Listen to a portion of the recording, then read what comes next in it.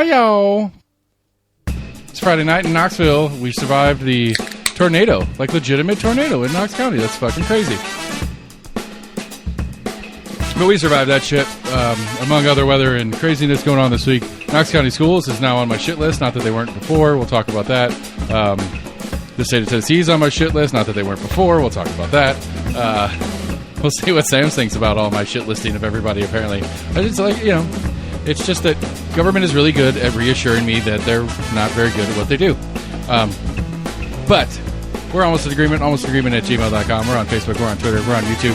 Sam's already shaking his head at me. I love it. Go to your favorite podcast provider. While you're there, give us a like, share, friend, follow, all that good stuff. Tell everybody about us. We're going to keep doing what we're doing. I've talked to Matt Shears this week. He's busy fundraising, not for politics tonight, but we'll try to get him in here in the next couple weeks or so. But he did give me what he's willing to tell me about the county or city council races and his involvement in them, or lack thereof. But anyway, we're going to do a podcast. Here we go.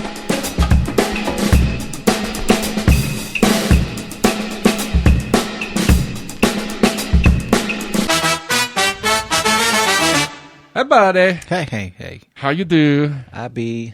What's new? What's the haps? What's exciting? Nothing exciting. All right. Thanks for listening, everybody. We'll see you next week. We've got the update of Sam's. So many things were happening this week. Eric Whiter put some shit on his Facebook page that I thought was kind of interesting and something worth talking about. Early voting started, and it's pathetic. Surprise, among other things. It's just, I was saying turnouts were up. I don't know as comparison. In early voting for the 2 days it's been available so far, that doesn't include today, Friday the 11th. So it started on the 9th and 10th. Combined in the 6 locations, they have a total of 830, and that includes mail-in absentee. No, I'm sorry, 1251 includes 830 in early voting, 421 in absentee votes have currently been cast. I guess I was looking at the other ones. Which that may be up. I thought it said it was the biggest since 2000, but at the same time, it doesn't give 2000 numbers. I don't know. Like what were the 2000 numbers? They list all these other years of numbers.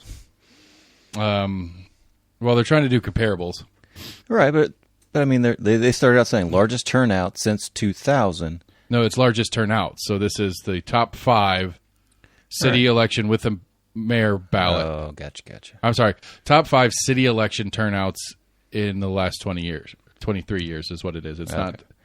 I misheard. I thought they were referencing 2000 since 2000. Which, I mean, maybe that being like the previous record holder. And I was like, well, you're not telling me what 2000 was. Like, I don't get this. Well, I mean, the general idea here is that it's 2003, 11, 19, 11, 21, right. And the numbers get smaller and smaller and smaller as time goes on. For those in the know, they would get that. And so the idea... Me being a layman, I was like, what the fuck are you talking about? The idea of the population growth in Knoxville proper and voting numbers continue to drop is pretty pathetic. I don't know how else to break it down. More people live in Knoxville than did last time around, and less people are voting regularly. Like, Knoxville's up like 30,000 people over since the turn of the millennium. Something like that. Well, I mean, this is total elections. No, this is just city races. That's why they're all odd years. Right, but I mean, this is total, like, of the actual regular voting day. It's right, a total including regular voting day, yes. All right. Which we haven't reached yet, so. No, and we might get there, I guess, but it's still, even if we get to there, it's still pretty sad. Okay. There's 100 and... What's the population of Knoxville proper is like 220, 250? You kept sending these. I kept thinking, like, okay, cool, numbers are up. It's good. 220 to 250,000-ish in the city of Knoxville. Take about 40% off for under or uneligible voters. We'll just round up to 50 to be lazy. So I think Chris Davis put on one of his posts something about there's 160,000 something eligible voters in the city of Knoxville. People who are otherwise capable. They don't have a felony or anything like that. They're legal residents. They're of the legal voting age. Like, all the boxes would check that if they would at least bother to register. And actually, I think I think that's registered voters, not just. I don't remember. Anyway, there's 160,000 some, give or take. And I would say eligible people to vote. Right, but I don't know exactly what that parameter is. There may be more people that would technically be eligible if they went through whatever paperwork they needed to get registered and shit like that. Or if this includes those people, I don't know. Doesn't matter. If we get to 25,000, that's a good turnout historically for a city race. So 25,000 would be half of a third, so a sixth of the population gets to pick these, or bothers picking these people. I wonder how we compare to other cities our size. That's a good question. Man. We'd have I'm not going to try to search that. Yeah, we'd have to dig for a while. Yeah, I'm not going to try to search that on air. You're right. That will take a second. But since we're talking about city stuff, I got a thing I want to share, but we'll get to that in a second. We don't have to do it right now. Get a gumdrops. But so, anyway, early voting has begun. Yeah. And we'll keep an eye on it and see what's up. I think the most interesting thing about this election to me... Is it going through next week, or is it... I think it ends Friday or Saturday next week, so I think there's one more total week. Oh, wow. I think it's a full week. I think it's 10 days of early voting, and so it was Thursday, Friday, Saturday... No, it's Wednesday, Thursday, Friday of this week. Wednesday, Thursday, Friday, Saturday of this week, and then all next week, and that would make 10 days of early voting. During Saturdays? I think so. Cool. I don't know, to be honest with you, on that.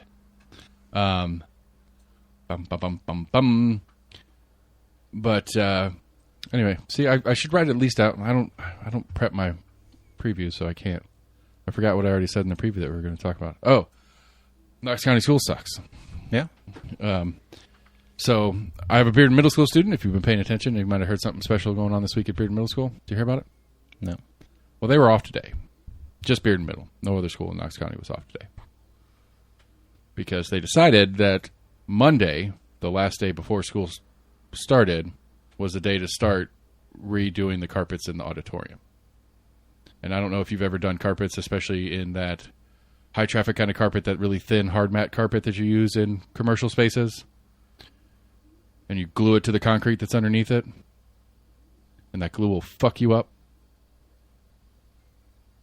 I'm trying to remember where an auditorium was even at that school. Bearden Middle? Yeah. It's right next to the gym. So like they have the cafeteria common space, the big common space in the middle. Yeah. On the south side of the building, it's the gym and the auditorium next to each other. Anywho, I'm trying to picture. Okay, yeah. So they start this on Wednesday. They go in and they take all the seats out. They pull all the old carpet up. They scrub and do whatever. Do that through Tuesday and stuff like that. Students are running around, not that big a deal. At some point on Wednesday, they're ready to start phase 2, which is installing the new carpet. So they go in there with, I guess probably a 55-gallon drum or two of this super high concentrated adhesive stuff that you put down to glue carpet to concrete that's toxic as fuck. Like legitimately, the first time I ever got high in my life, period, well, maybe some like dental surgery when I was a baby or whatever, but that I remember was when my parents got our basement finished when we lived in Wisconsin. They, put new walls up, cleaned it up, did all this kind of stuff, made it look really nice, and they put one of these type of carpets down, which it's a basement floor, so you're not going to put regular carpet down there because moisture and issues and stuff like that. So you put this like plasticky kind of old school AstroTurf carpet down that you glue to the concrete. So me and my buddy we're hanging out at my house after school, and they had just done it that morning, and we were playing ping pong, and all of a sudden we're just running around giggling for like an hour and a half. Like I distinctly remember just giggling, being dumb, and I didn't know why. We were just giggling, being dumb, because we got high as shit on accident off of this carpet glue.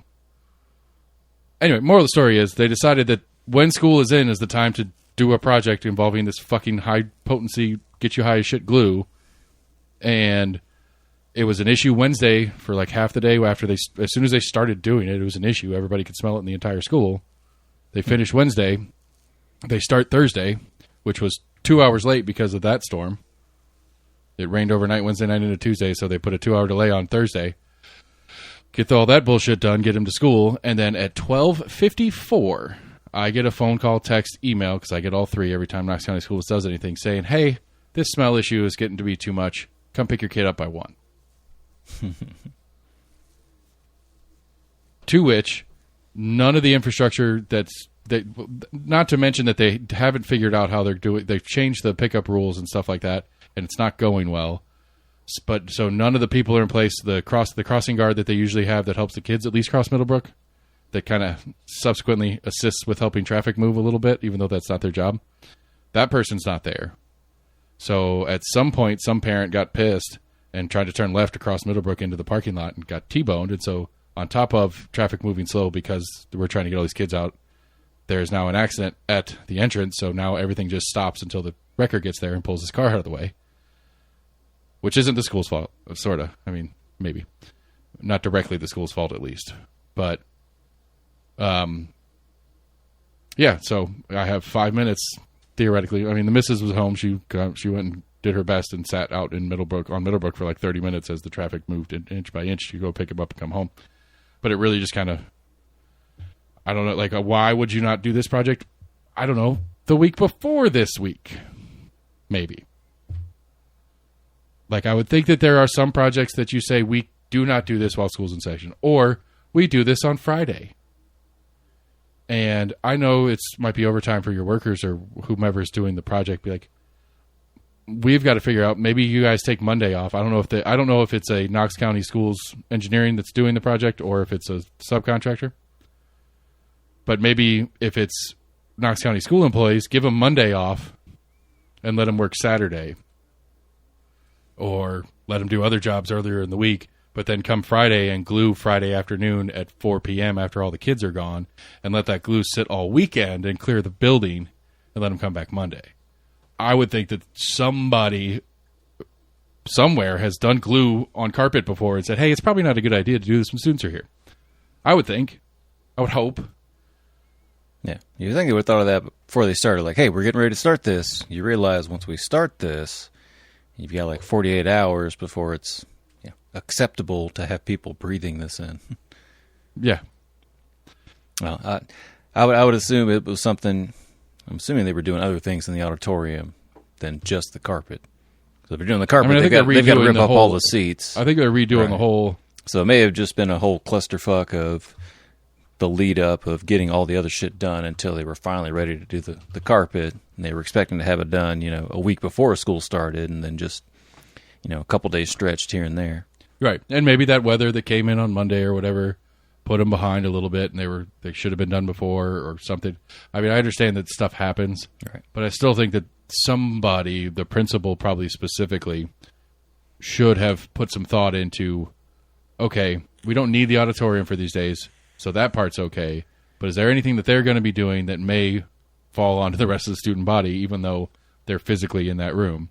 And I would maybe not the principal himself, but I would think somebody, like, I would say they couldn't seal it off. I mean, fuck, they were taking asbestos out of the high school when we were still going there. Sure, but then it didn't seal it off very well, so they didn't think that part through if that's the way they were trying to do it. Oh no, they never shut us down. They put plastic sheeting up over a room that they were supposedly taking it out. I mean, that's the asbestos way, right? I mean, I'm assuming we'll get an infomercial of were you a Knox County student in the late '90s and early 2000s? I was thinking about you're entitled to compensation. I was thinking about half that shit. Like it's a long-term thing, so right. You have a very uphill battle in trying to prove. Right, but it didn't distract from the day of, which is the important part, I think, in this conversation. It kind of did. I mean, I had classes that we were supposed to have classes in a particular classroom that I think we couldn't be in for 2 or 3 days. Yeah, I think if it wasn't thought of, then that's a bad thing because somebody should be thinking about shit like that. If it was thought of and they did it anyway, what the fuck were they thinking? Like, I can't think of a justifiable way that this goes the way it did. Like, oh, well, these guys were busy doing other stuff and other projects, other places. Great. I don't care. Figure out a way to not do it where you're going to get a bunch of kids high, because that's what you ended up doing, whether you meant to or not. I mean, realistically, or at least you put a bunch of kids in danger of getting high off of this glue. And the reason it gets you high is because it's melting brain cells while you're breathing it in. So, hey, let's send our kids to school to get their brains melted because we didn't bother thinking about that possibility and how to maybe mitigate that.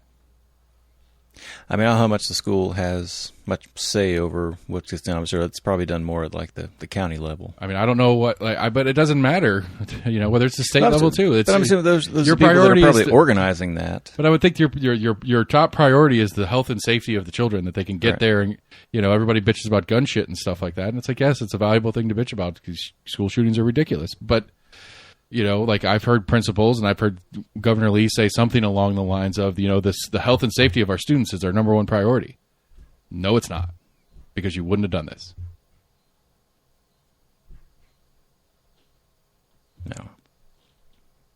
It doesn't make sense to me. Anyway, that's why Knox County Schools is dumb, and that's why I'm mad at Knox County Schools right now. Gotcha. You could do it better, right? The state is dumb.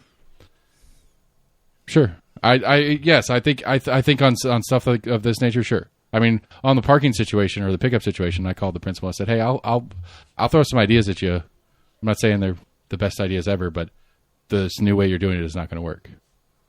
It's not okay for me to sit an hour trying to get through the line to pick my kid up, and don't tell me to ride the bus because you don't have enough buses for my kids to ride anyway. And I'm not going to let my kids sit at school for an hour. I mean, you're forced to, I didn't want to go. Well, yeah. Anyway, I don't have a choice. My kid spends an hour plus from dismissal to getting home, and that's not okay with me. And I have no option to mitigate that. I think I had that for at least like a year or two while I was going there. Like we were what they called like late bus, basically. Yeah, we basically had to wait for a bus to go drop off and then come back, pick us up, and then bus goes, run a route, comes back, runs another route. Yeah. Which I understand we don't have enough bus drivers and blah blah blah blah. I get it. These are issues, and you're trying to do the best what you got, stuff like that. Our old buddy is ahead of that. Who? Dillingham. He's the head of transportation for Knox County Schools? Yeah. Son of a bitch, really? Yeah. Better call that motherfucker and get him on the show. I've told you about this a long time ago because I've heard a couple of interviews with him, and then I actually just read a story earlier that was talking about that. Right after I read a story, I think it was Jefferson County, Kentucky, that whole big clusterfuck. I guess they just changed their whole bus routes for one or two elementary schools, and there were some kids that didn't get home till 10 p.m. That's fucking crazy. Yeah, I was complaining about 5 p.m., which is an hour and a half, which is still ridiculous. But then the state sucks because that hemp law stuff that we've been talking about on and off over the last couple of weeks and the ridiculousness. And so I remember talking about it in June. I was on the phone with agriculture. I was on the phone with revenue trying to figure out how to make sure I'm doing this correctly. Right. And it's well, what specifically is included in this tax? When do I need to start collecting it? You got to start collecting it July 1st, and it'll be due with your sales and use deposit in August. How am I tracking this? Where do I fill it out? Is it going to be a different form on the Department of Revenue site? No, it's going to be inside your sales and use. It's just going to be an additional line on your sales and use form. It's just basically how much hemp did you sell? Cool. All right, set it up. I got all the products that I thought applied. I'm not sure. I still don't know if they're all correct. We've talked about that a bunch of different times. And so one of our vendors comes in. It's hey, just so you know, when you start doing your taxes, they want it by cannabinoid. I said, what? So they want it separated by if it's Delta 8, Delta 10, THCA, so on and so forth. So wait, they don't just want a bulk number? He's like, no. I thought that's what they wanted too, and that's how we set our system up to do it. I was like, wait, one more time? He's like, they want it by broken down in sales by cannabinoid. And so I got on the phone with revenue. I was like, are you guys serious about this? And they're like, yeah. It's well, I was on the phone with you guys in June asking you all sorts of questions on how to set this up so that I can account this correctly, so that I can report it correctly to you guys, so that I can pay the right amount. And you told me that it's going to be an additional line on sales and use tax on how much hemp did you sell that applies. And so that's what I set up. And they're like, yeah, well, the law wants it. They want us to track the data on it. They want us to, the state wants to know which one's selling and what like that. And so we were asked to add all the different subsets. It's well, how was I supposed to know about this? Right. Wait about the products that have more than just one. Right. And that was the other thing, because I was talking to Becky Massey's office because I was pissed off about this. I was like, I'm trying to do this right, and the rules are changing in real time. Now, part of it got me real pissed off. Is the first person with revenue I talked to kind of, and maybe I'm overly sensitive. I acknowledge that on the get-go. But the first person from her that I talked to kind of gave a gentle threat of audit to me. Because they're like, we understand that it's new and we're still trying to work it out, and that maybe you didn't know this was the right way to do it or whatever. But just take careful notes, and if you get audited, if I get audited, why would I get audited? Well, if you get audited, if you have some good notes, it shouldn't be a problem. Those are not terms I'm acceptable with. There's always that possibility of being audited. It would behoove of you to take some notes. Take some notes on what?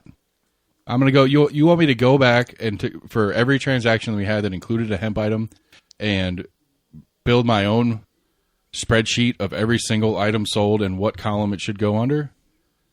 No. That would be keeping note. That would be the only way I'm going to get close to an accurate number for them. Don't think that's what notes they were asking about.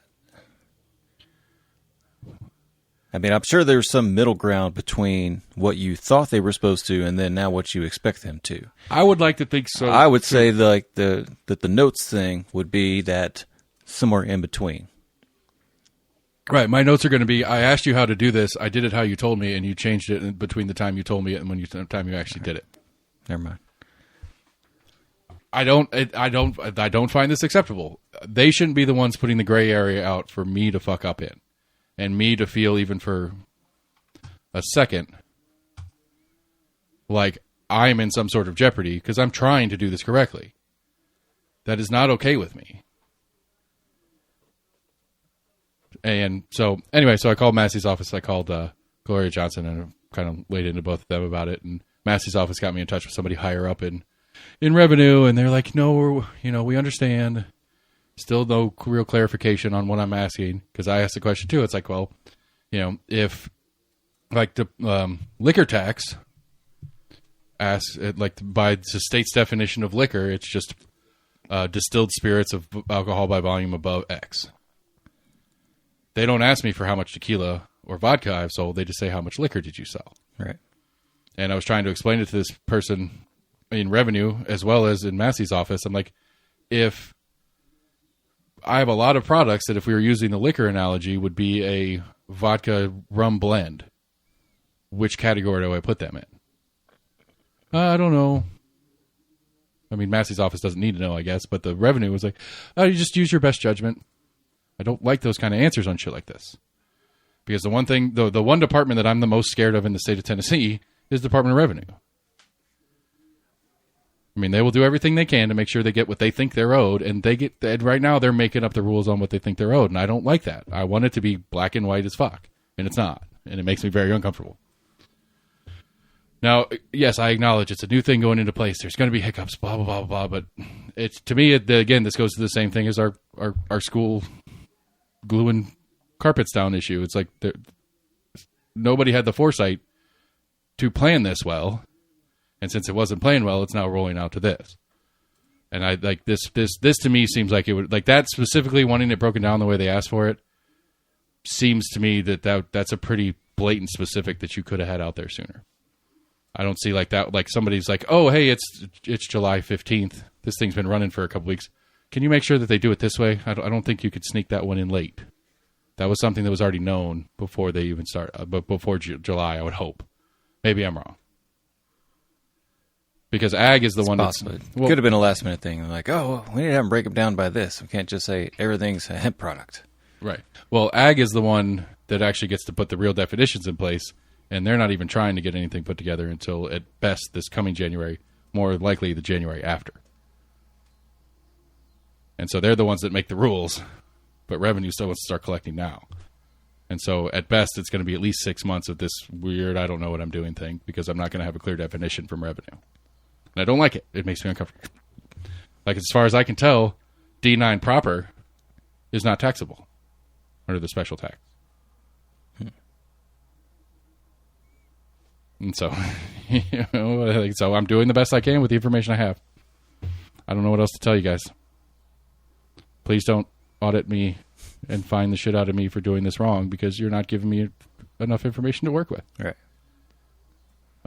So, again, yeah, hopefully they'll be reasonable about it if some discrepancy comes up. I would assume that there would be some kind of level of I guess, forgiveness in that.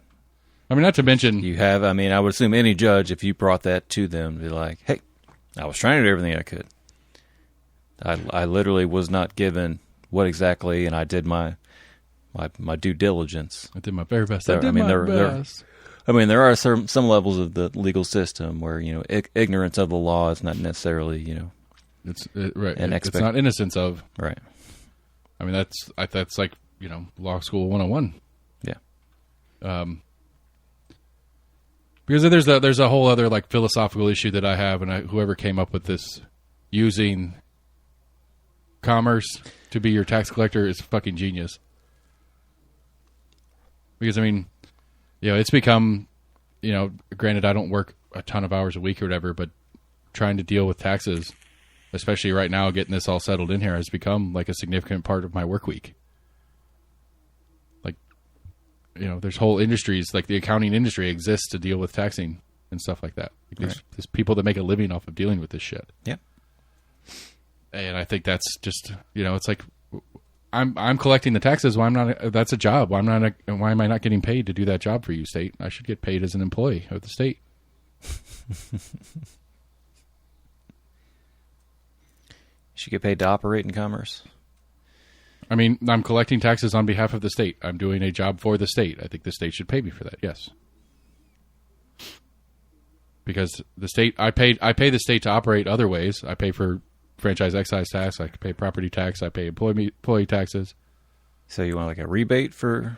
I don't know, for doing some math. I'm just saying it is a job. Or you want a rebate for having your accounting people that you're already paying to do math for you. Our accounting team does not handle state taxes. Why not? Why don't you have them deal with that? Because it's expensive. Oh, gotcha. And so far, at least, I've been able to manage my way through this whole thing and keep it in front of us and do it correctly, I think.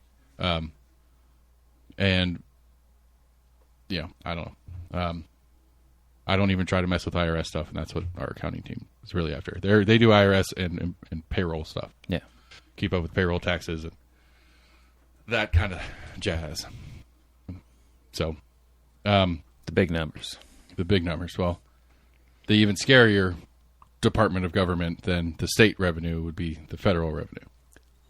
But this was interesting. Where you at? Come on, yeah.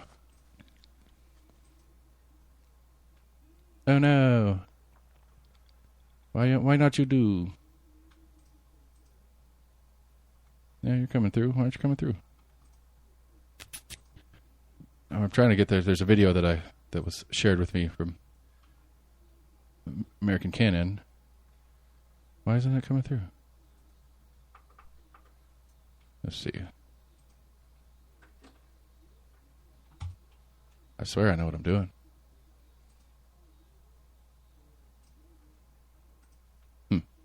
Time out. All right, I feel stupid. Employees have more power than they used to because there's not enough people to work. Why can't I? Man, I don't understand Instagram. I'm not cool. So I encourage people who are experiencing a rental crisis to reload the page. Seek those resources at 211. All right, so a big topic at the public part of City Council this week was affordability of apartments. Is about Thank you, the Kincannon. supply Please of speak housing for and the cost of rent, but it's also about incomes. And so, I think it's up to our employers to also consider raising salaries for people because the labor market's different now than it was a couple years ago, and employees have more power than they used to because there are not enough people to work. So I encourage people who are experiencing a rental crisis to seek those resources at 211 and the website I mentioned, but also consider asking your employers for a raise. They might need you more than you think. What do you think about that? That's not wrong. I mean, it's not. I think it's a weird place to insert that comment on her part, though. Yeah. Inside a discussion where it's like, well, I mean, and I guess to be fair to Kincannon a little bit, there's not a lot of latitude that the city of Knoxville government has to do much directly on rent issues. They can't institute they can't do price fixing. No, not price fixing. That's not the right word. Rent controls. Right. They can't place rent controls on units inside the city limits or anything like that. They don't have the authority to do it. Tyler's a big fan of government housing. He wants the city to build apartments and rent them to people at reasonable prices and let the taxes, offset some of the costs so that the people can afford to rent them and this, that, and the other. And so, that kind of, again, it's just like, I think it's a legitimate statement, I suppose. I don't know, because, it depends on the industry. I think I don't think it's a likely solution, but and not in the volume needed to offset this rent issue that people are having. And I think that's the part that's the grossest about it. It's like, yeah, she's not wrong. Labor is tight. Employers are looking for people, and there's not enough people applying. Hey, boss, I've been here for a while, been doing good work for you. I can't afford my apartment anymore. It's going up. I need some help. Can you please? Or I might need to go out and look for another job. However you word that with your boss, that's between you and your boss. Fine. Whatever. But even if your boss is amenable, be like, yeah, man, I like having you here. I want to keep you here. 30 to 80% raise is a big fucking raise. Right. Enough to try to offset this rent. And technically, if the old-fashioned household budget is correct, if your rent goes up 30%, your income needs to go up 150% to keep rent at, well, that's a little bit wonky math, but to keep your rent at about 20% of your income, you can't just go up 30% in pay and keep that ratio correctly. It'd have to be above that 30%. So if your rent goes up 30%, your pay would need to go up more than 30% to keep your household budget, quote, normal. True. Which I hard air quotes on normal, but anyway, I thought it was a crazy thing to say. And when to say it, I think it's not a bad message for a mayor to put out, but the context matters, and putting it in that conversation was a weird place to put it. Yeah. As a major solution. As any sort of solution, right. As a mild suggestion in general of like, hey, you have self-worth. I encourage you to talk to your employer. Like, you've been there for a while, like you said. I have worth for you. Ask for a raise. Most people don't do it. Yeah. So, encouraging people to do that, I don't think that's not necessarily a bad thing, but putting that out there as a solution to the housing crisis. Right. It's just as like the third or fourth thing, but like I said, I don't know if that was just a snippet of maybe she spoke more on it. It was inside a whole big conversation about it, but I don't know. I don't know how else you could. I don't know. It was a crazy thing. It's just a crazy thing to say to me, I guess, is all I'm trying to get at. Did you watch more video of what she spoke about around it? No, a lot of it was they were talking about, like, it was a lot of people in public forum coming up and explaining their version of the situation, where either their current landlord sold to another company, and that new company, now that leases are up, are jacking their rents up real hard, or their current landlord is trying to jack their rents up on them. It didn't change, but that their rents are going up. What are you going to do about this? And I don't know. Again, I don't know what total options they had. But I don't know. It's a tough way to.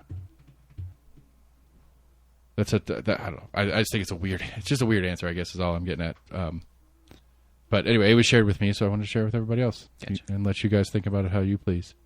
We're rolling through some of the topics I figured would take a little longer fashion, I thought. This one. This is the one for me. Oh. Did you read over this? Did you look at it? Yeah, I did read through that, yeah. Okay. So the Tennessee Senate Democrats X page, I guess we're calling them now, Twitter page. Yeah. Re-X'd. I don't know the verbiage anymore. Retweeted this Mike Singleton. Mike Singleton, excuse me, who shares this graphic. And I guess from the front end, I'm just trusting that this graphic is real. I don't have any evidence to say that it is or isn't real, but I'm just trusting that it is real. Anyway, so the original tweet from Mike Sington, who's a blue check mark, says, life expectancy by state. What the hell is going on in the South? And so it's a green to red chart. And life expectancy, the more green, the longer people live. The more red, the less long people live, on average, by state. So West Coast is all a darker green. Was that Alabama? Mississippi. Mississippi is the darkest red. Mississippi has the lowest average life expectancy of any state in the union, followed very closely by Louisiana, Alabama, Tennessee, Kentucky, West Virginia, Missouri? Nope. Arkansas. Arkansas. And then Georgia, South Carolina, Ohio, Indiana, Missouri, Oklahoma, New Mexico. And then everybody else is the lighter greens and then the dark reds or dark greens. And so the joke is, like, what's going on in the Mid-South where all these reds are, that your people die shorter. And the Tennessee Senate Democrats say the Tennessee GOP has 1, blocked healthcare insurance for 300,000 residents. 2, grown healthcare deserts. 3, demonized vaccines. 4, abolish gun safety laws. 5, hoarded tax dollars meant for the poor. 6, attacked unions, reduced worker benefits. 7, banned reproductive rights. 8, let polluters run wild. And again, rhetorically, sure, those are true statements. Functionally, let's just, for the sake of conversation, say they are all true statements. And I think it's a little more complicated than just to say they blocked health insurance for 300,000 people. Yes, they're refusing to expand Medicaid. That is true. I don't know why. I still haven't heard the reasoning on it. But so again, we'll assume all the facts of this tweet are true. Yeah. Or at least rhetorically true on the party statement of it. And so I saw this a couple different places, and I trolled a couple of them, I guess is what the term would be, to say, assuming these are right or these are true, why the hell is everybody running away from green states and running into these orange and red ones? To which my favorite answer to my question, Jennifer Owen, Knox County School Board, the people that I love so much today, said people are stupid. That was her answer. Do you know there's an influx in all of those states? I don't. I'm just referencing Tennessee specifically because this is gotcha. So because I'm taking the Tennessee response to taking one stat and then expounding it upon other states. Well, I'm responding to the half of the tweet is the Tennessee State Democrats' response to it about what Tennessee is doing and that's why people are dying sooner. Gotcha. Okay. So there's a ton of people flocking into Tennessee. That is a fact. Yeah. So what the hell is it about, like, you know, and why are people leaving places where they'll live longer to move somewhere where they won't live as long?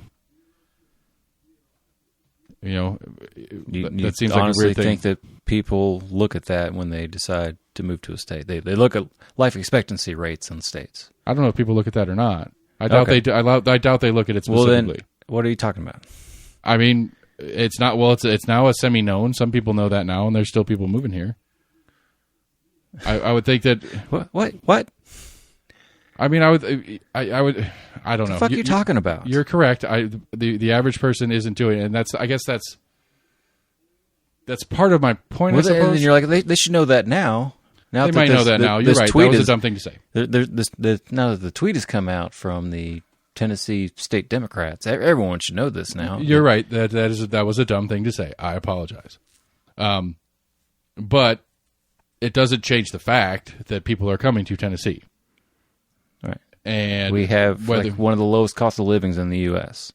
Okay. Boom. That's probably one of the number one things that people look at when they decide to move out of state would be cost of living. I agree with that 100%. Okay.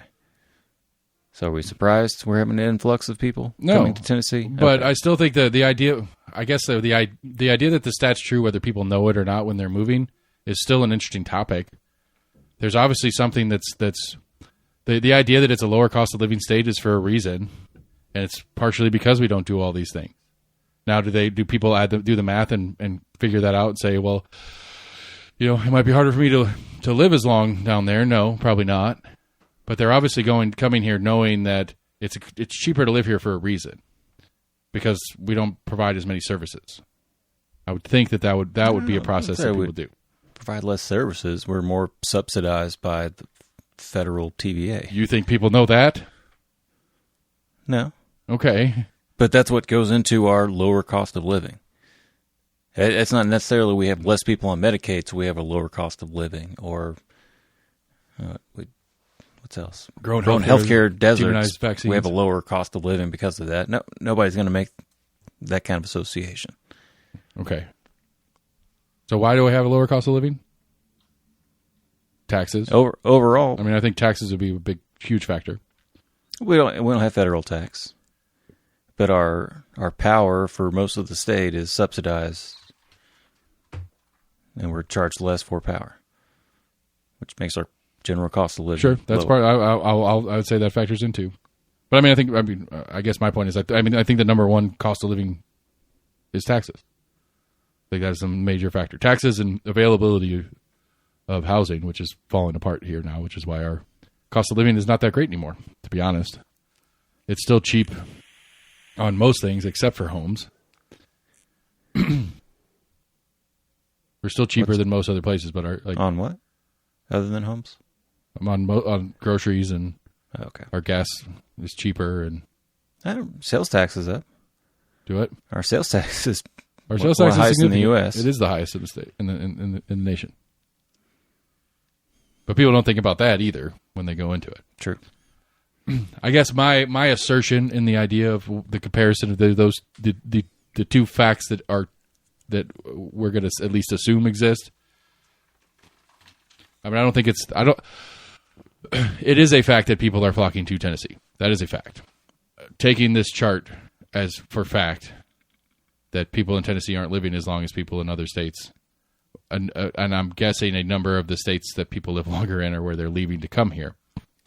Now, whether people know that or not, I mean, I think a lot of people are moving in general, but I don't know how Tennessee compares to other states that people have moved to say that we're highest. I don't know that the chart to would say match. we're necessarily. I would say the we're chart one of the highest right. states that are having an influx. I mean, of Texas, people. and Florida, or at least Texas. I don't know if Florida still is, but Texas, I think, is the number one state for new Yeah. for interstate migration. Yeah. I think Texas is number one, and so Texas is not a yellow or orange state on this list of states. I don't know. I guess to me, I think there's one. It's I don't know. I don't. To me, it goes back to my argument about why people don't care about schools. They say they do, but they don't. It's the same argument to me. People say they care about government services. They say they care about public this, that, and the other, but I don't think they really do care because they're running away from high tax states that say they're going to do these things and going to states that don't tax as much and don't pretend like they're going to do these things. It's one of those like common adages that you don't know you want something until you actually need it.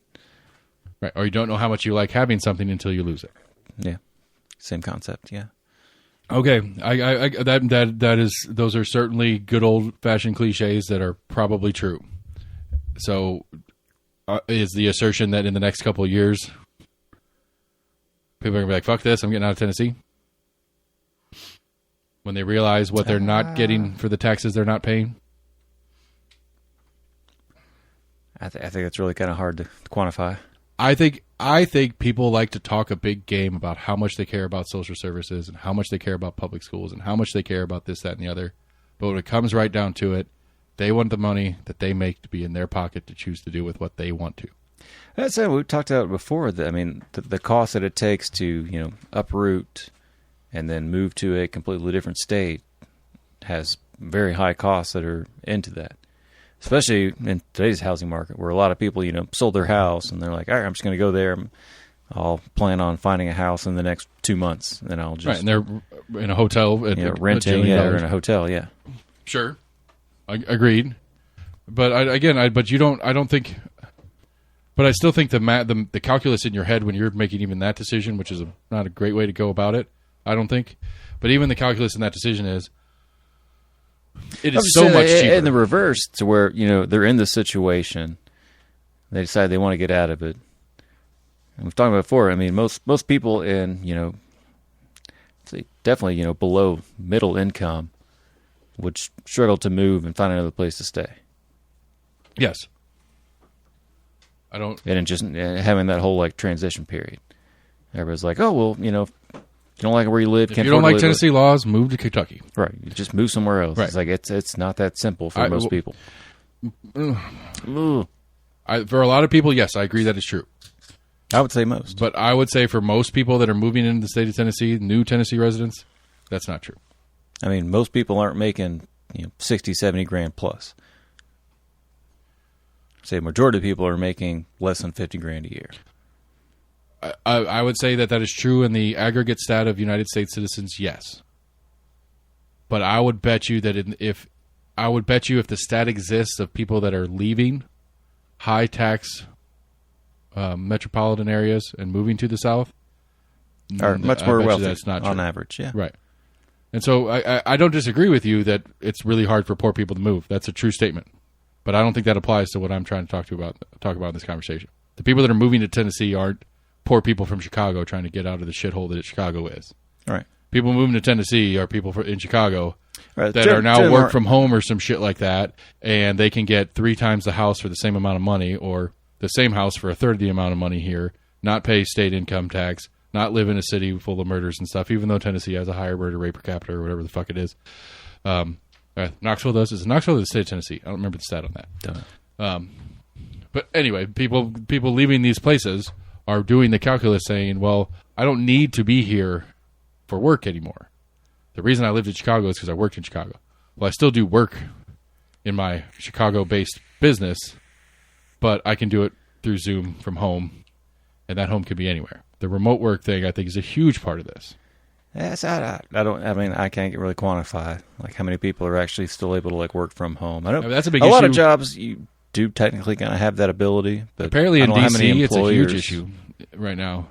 Like the mayor of DC is trying to get the federal government to return to pre-pandemic rules for government employees because so many people aren't coming to the offices anymore. All the restaurants and taxi services and all the people that worked around them are struggling hard in DC right now because of how much of the federal government is working remotely. Gotcha. I don't know that either. I don't know anybody who has a remote job personally, but it's a very often talked about topic in national conversation, right? Because inversely, and this is something that's interesting in the housing conversation, inverse to the apartment expense conversation, which there are problems in the financing side of apartments right now. Commercial real estate right now is falling through the floor, right? Which it's some cities are looking at, and I've read a couple stories about how a lot of it's like a different like zoning issue, and as far as I guess like not regulations, but coding, coding. Basically, of trying to turn old commercial space into maybe like a mixed residential commercial. Right. I mean, like the Scripps Discovery Building being right. a local example, at least, that we have. Right. I don't think that could be an apartment complex, but, I mean, there's bathrooms, I'm sure, on every floor. Right. And I mean, you could, like, a smart developer could do some work and get it in there you could get something going on. Yeah. And it's got bought and there's a new tenant anyway, but we're not dealing with it in Knoxville at scale like some of these other cities are. But anyway, back to the main point is I disagree with you that the people that are coming to Tennessee are the sub 50 grand households. And so that move, albeit expensive, is not impossibly expensive for them to do. And the math to them says, I can afford this expensive move because once we get settled in, my $150,000, $200,000 a year salary is going to be I'm not saying most, but I'm 85%. But I would think there's probably a good 20% of those coming to Tennessee that have looked at. They're like, hey, I'm struggling to survive in the Northeast, basically. Right. That I've looked at other areas that do have a lower cost of living, and I'm trying to get down there that I can still make 50 grand and be a little bit less shitty. Right. Right, but those are the ones that are stuck because they can't afford the move part, let alone a house down here or apartment down here now, which means they can't afford to live here either. Possibly. I mean, if they're struggling to afford to live there, I mean, they may be able to afford a little bit better here. Right. Hopefully, I would think. I don't know. Like I said, I find it interesting. I just find it. I thought it was a very. I don't know. It just doesn't. It doesn't track for me that the two really. I think again, like I said, I think it goes back to what I think is becoming it's becoming a universal truism to me. I don't think people actually, when it comes down to their dollars in their pocket, they'd rather have them in their pocket. I just think that's how people are. Not everybody, but most people. Because I think you took something like if you took somebody that moved here into Knox County or the city of Knoxville recently, who are at least minutely politically aware of what's going on locally, and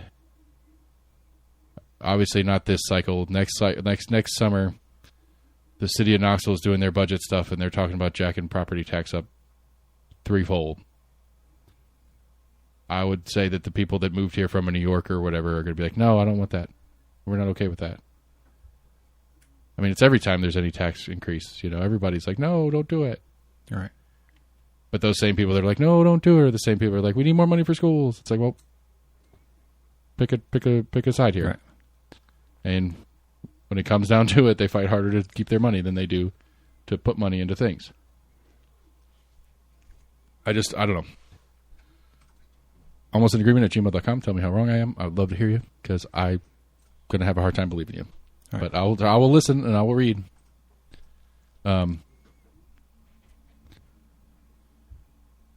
But fuck, I don't know. Anyway, what else do we got?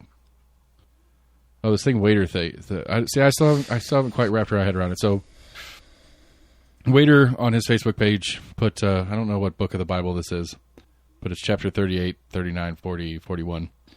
And the synopsis is, whoever is not against us is for us. And so we've talked a lot about politics and the way politics work, and I can't help but look at this through the lens of knowing Eric Wader the way I know Eric Wader, he is a political animal. And so, to me, I mean, like, Trump's a good example. If Trump's the head of the Republican Party right now, whether you like it or not, you go against Trump, even if you're 99% a Republican, you're not a Republican anymore, according to Trump. You're not against me, or you're against me on one thing, or whatever it is.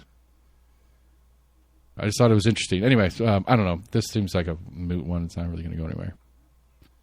I just thought the premise was it seemed like wishful thinking to me. I don't think it's a practiced. Maybe Eric does practice it. I'm not going to say he does or doesn't, but I just don't think it's something practiced in the evangelical community. Of, the idea being if you're not openly against us, so if you're not saying no to everything we do, I think the verse basically quotes something like, if somebody does a good deed, even if they're not on our team, you acknowledge that they did the good deed, and that is good for us too. Like, that's how the verse read to me. I don't know. It's in the second part. So chapter 3, verse 39, 38, teacher, said John. I guess this is John, chapter whatever. Teacher, said John, we saw someone driving out demons in your name, and we told him to stop because he was not one of us. Chapter 39, do not stop him, Jesus said, for no one who does a miracle in my name can in the next moment say anything bad about me. For whoever is not against us is for us. Truly, I tell you, anyone who gives you a cup of water in my name because you belong to the Messiah will certainly not lose their reward. So if anybody does something that promotes our cause, they're on our team. But that's not how they act, I guess, is what kind of I'm still trying to process it. It just doesn't sit right to me in the politics part of it. Maybe because it's God talking. I wouldn't reckon. I kind of read it as trying to be more, I guess, inclusionary, and that if you're not against us, you're with us. But my initial thought was that just kind of takes out the whole apathy part of it. I was just assuming that just because someone's against you, they're automatically with you. It's like, no, there's going to be that section of people who just honestly don't give a shit either way, and that's why they're not neither for nor against you. Got it. Okay. Like I said, I just struck me funny. Dichotomy of trying to split people into an either or. It's like, oh, well, you're either, and it goes both ways. Like most things, like, we talked about, if you're not with us, you're against us. Right.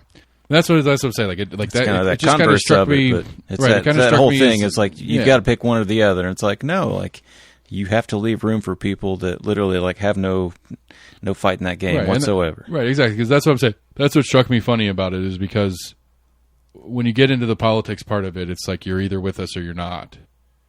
But then this verse, especially with the GOP and their God-fearingness or whatever it is, it's like, well, those don't add up. Like what you practice, you don't practice what is preached in the politics of it. Like I said, it just struck me funny. I haven't put a lot of thought into it yet. I'll get deeper into it and maybe bring it back up in a future time. I don't know. It's just, it was a thing. It was there. What else? We had a tornado, like a legitimate tornado. EF2? Yeah. Like, not a spiral cloud or some near tornado, not a tornado warning, tornado watch. Touchdown, real damage done. That's fucking crazy. Yeah. Especially, apparently, I didn't realize this part. I didn't think about it, but apparently, in the history of Knoxville, East Tennessee, or whatever, if we've had tornadoes in the past, it has been in the spring or the fall. We've never had a summer tornado. And that's an interesting little... I hadn't heard that. I know we've had a very small amount of tornadoes in our area, partly due because we're in a valley. Right. But yeah, what Scott or Jesse was talking about on their show today, it's like, historically speaking, in East Tennessee, we've never had a summer one. It's always in the spring or the fall. So not only did we have a tornado, which is very, very, very, very, very rare, we had it at a time of year, which is even more rare than that already very, very, very, very rare. What were we getting into at the end of the show last week? Don't recall. We talked about the sun bear, and it was maybe fake. Oh, yeah. I think I did actually see I saw a video of it. Or they're sitting almost like this curb type thing. It was almost kind of like a water drainage area, it looked like. Yeah, it was not the nicest stuff. They were almost sitting on this like curb with their backs kind of like leaning up against like some grassy area, almost in like a ditch type thing. And one of them did kind of put their paw up and kind of waved it a little bit. I'm like, is that what everybody's talking about? Apparently, I guess there's been multiple videos of this, but I hadn't actually seen one. I just saw the stories of the Chinese, Zoological Society. Like, no, these are not fake. I did see something that I think it was saying that all the giant pandas in the world are Chinese and they are essentially rented out to other zoos. They're actually owned by the CCP. It's a weird... I mean, whatever. I don't know. I mean, it's not uncommon for a lot of zoos to, kind of trade animals back and forth. Same with like art galleries.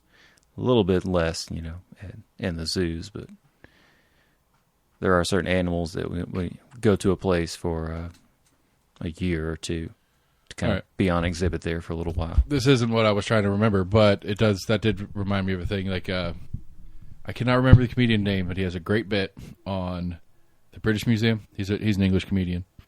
It's a great bit on the British Museum about like how hardcore like the history of Britain is when you get right down to it. Tiny island takes over. That was the phrase. The sun never sets on the British Empire kind of stuff. Right.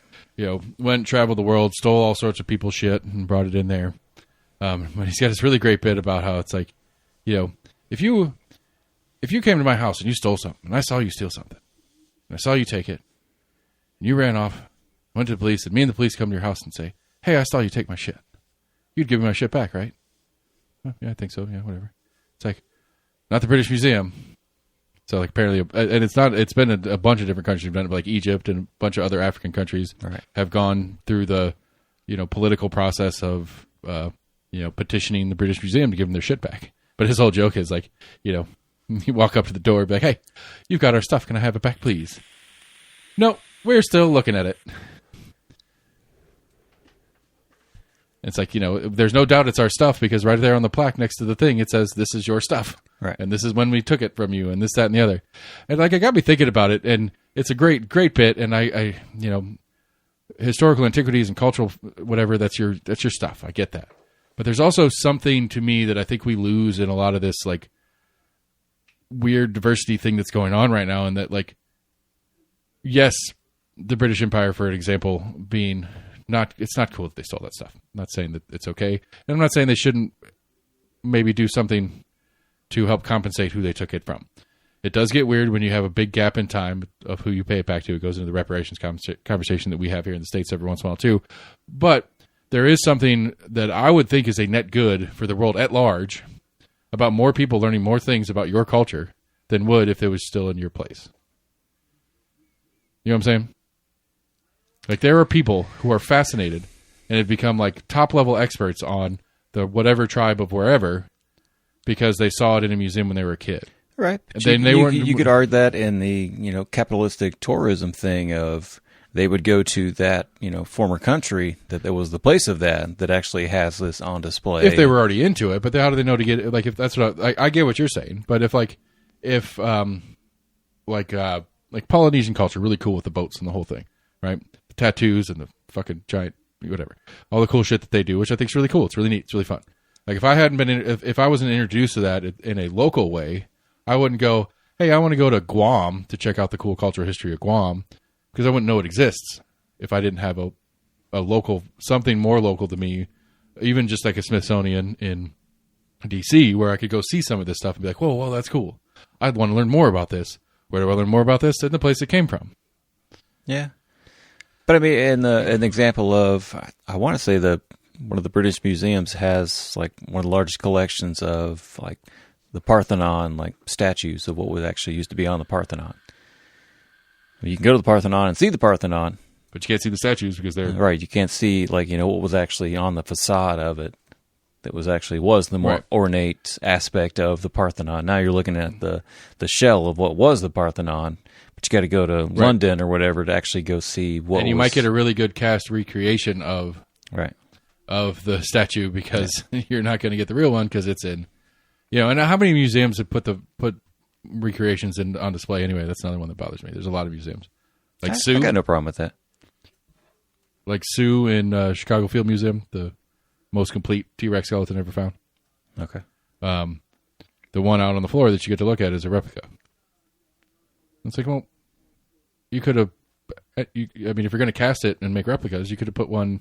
I mean, I was in Milwaukee at the time, so it wouldn't have been far away, but you could put a replica, down next to Neyland Stadium. I'm like, hey, there's Sue. No, that's a replica of Sue. It's a copy. What would you rather them do? Make more copies or not make copies? I don't know. Like, I just feel like it's kind of weird that if you're gonna if copies is okay, then yeah, put the copies out. Let people see the copies. If copies good enough, okay. Let's let everybody have a copy. I mean, I don't know the specific Sue. I mean, I'm assuming it wasn't a full skeleton, so I would assume part of it was molded into what would be what the bones. It's like 98%. Like the what was actually found, and I think it was in like Utah or something like that where they found it. Yeah. I don't remember what it is, but it is the most complete fossil T-Rex ever discovered. And it is owned by the Field Museum, and it is in Chicago. But what is out on the floor for you to go look at is a mold of those, plus a couple of recreations of the missing bits. Are you upset that they don't have the actual bones on display? I guess my point is, if a copy is good enough to be awed and inspired by, then why do I have to go to Chicago to see a copy of it? Because it's a copy. Bring a copy. It doesn't have to be in every major city. But if some other museum, a natural history museum in Nashville, wanted a copy of Sue, just give them a copy of Sue. Like, is there a requirement that you need to have the original in storage to have a copy on display? Like, is that something that should be needed? I don't think so. I agree. But I would say a lot of museums just don't have an interest in having a full-scale T-Rex model on display, depending on, whatever their Okay, I'll make some. I don't have time. I was going to make a joke. Like, I'm going to call the Field Museum and be like, hey, I'd like to order a full-size replica of Sue. Yeah. I'm going to build an entire museum around it in my backyard. And see what they say. They probably get you in touch with the people that did it, but... I would guess that it's like, no, that is ours. Yeah, I would guess it's probably going to be at least $1 million to have them do that. I don't think they would do it. That's my point. I don't think they would say no. Because that's how we sell tickets, because we have the most complete replica. Well, we have the most complete T-Rex in storage and a replica of it on the floor. And that's how we sell tickets for people to come to our museum. Oh. Yeah. That would be my guess. But I don't know. Like I said, I think there are problems. Don't get me wrong. I think the British Museum is probably the worst of it because they had the longest reign of taking over the world in semi-modern history and stole a bunch of shit. They just did.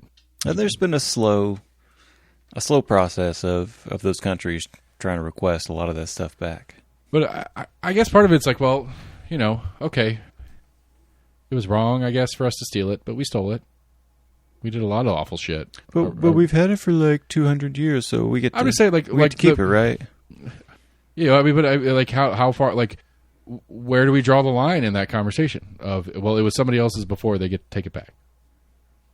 Like, where do, like, just, you know, it seems to me like it's just like, well, you know, I mean, it's if we wanted to give, if the British Museum wants to give it back and they want to be nice and they want the good press for it, but if they don't, I don't think it's a bad deal either, personally. Depends on, I guess, you know, what they call the provenance of it. Of can you prove that it was, you know, taken maliciously or was just found and taken, or it's kind of like that. I guess the weird thing with the British Museum is, you know, they were probably quote unquote in control of that area at the time. Right, they were colonies, so they owned them by their standard. Right, they're not. We didn't steal it. We put our flag down here. This is now our land. Just everything in it's our shit, and we want to take some home so we can show it to our friends. Right, because that makes sense to everybody, right? I mean, I'm not saying it was okay that they did that. Oh, okay. It's not like you were okay with they were keeping it because they did that. But I mean, there's,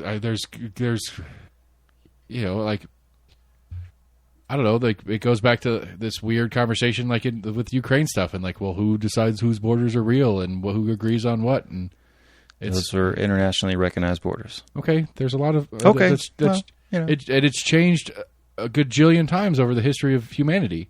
Okay, but I mean, you go off most recent times. Okay, of what had already been decided. Well, then, if recent's the only thing that matters, then as of for the last however many hundred years, the British Museum has owned X, Y, and Z, so they don't have any need to give it back.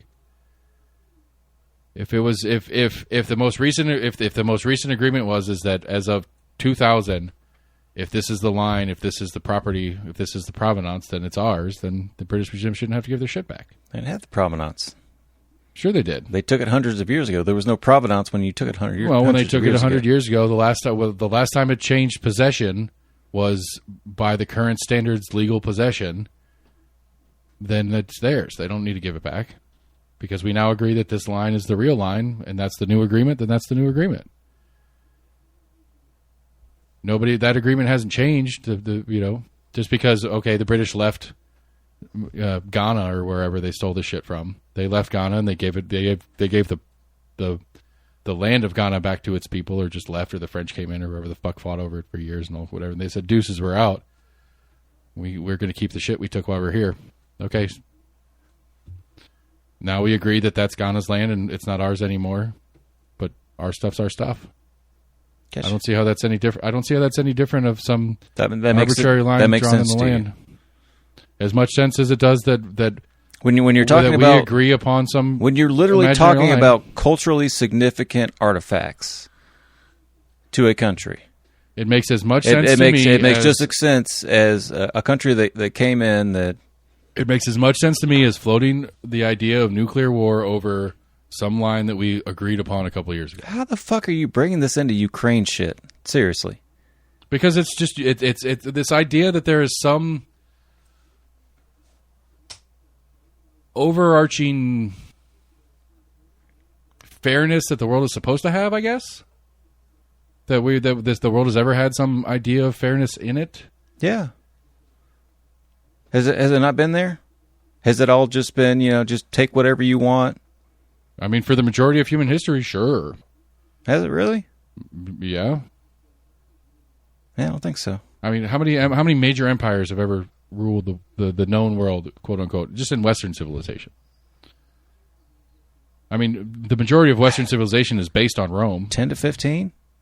If we're not going to count current and whatever, but you had the Roman Empire, you had the Dutch Empire, you had the British Empire, you have the Russian Empire, you have the Chinese Empire, you had the Japanese Empire. I'm missing a couple of major ones, but there's been a few more here and there. Spanish Empire, sorry, I forgot about that one. The French Empire, Napoleon took over all of Europe. I mean, this shit changes all the time. Why does it change? There's nobody saying you can't do that. You just do it. I'm not saying it's okay and it's right and it should be done, and we shouldn't at least make a point to say, oh, okay, or maybe if it's important enough to us to intervene. Sounds like you are saying it's okay. Just because it's been done. Oh, the Nazi Empire. Totally forgot about that one. How did I miss that one? That was a big deal. But the